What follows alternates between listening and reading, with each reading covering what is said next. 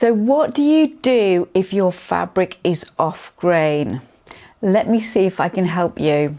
So what do I actually mean by off grain? Well, what I mean is that the warp threads that run parallel to the selvage and the weft threads that run at right angles to that are not set at a true right angle. There's a bit of a twist on it. So you've bought your piece of fabric, you've pre-washed it, you're going to cut it and you place it on your cutting mat.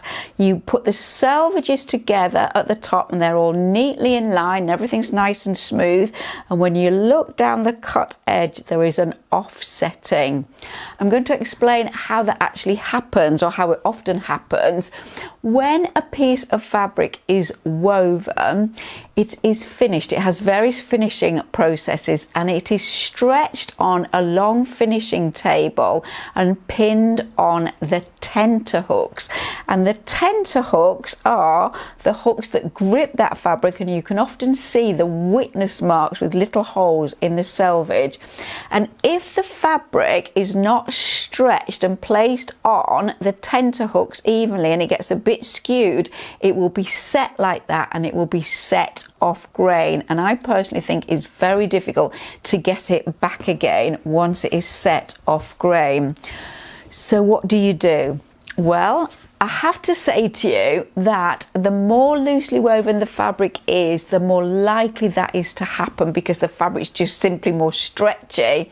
So do look at the quality of the fabric and check it out when you're buying it. You know, you take it to the counter and it's popped on the table. You could just ask if you could just have a look, and if it's very off grain, you know, you might decide not to buy it. It's one of the reasons that I don't like to buy printed stripes as opposed to woven stripes, because printed stripes often get printed totally off grain. So here are a couple of possibilities. What you can do is just work with it as it is. So put the selvages together, get everything smoothed out, line up with a good strong line on your mat. So I've got it lined up, the fold is lined up here, and I can take my long ruler and line it up so that I've got a nice right angle with the fold, and I can just trim off that unevenness, and I can cut my units, my strips, my squares, whatever they happen to be, just as they come off the fabric, and there will be a slight off grain quality to that. Now, whether you do that or not depends on the project, you know, how much it matters, how intricate the pieces are, and so on. But if you don't want to do that, what you can do is you can cut everything singly, and you could tear the fabric, and you can do this with scissors or by eye or by pulling a thread.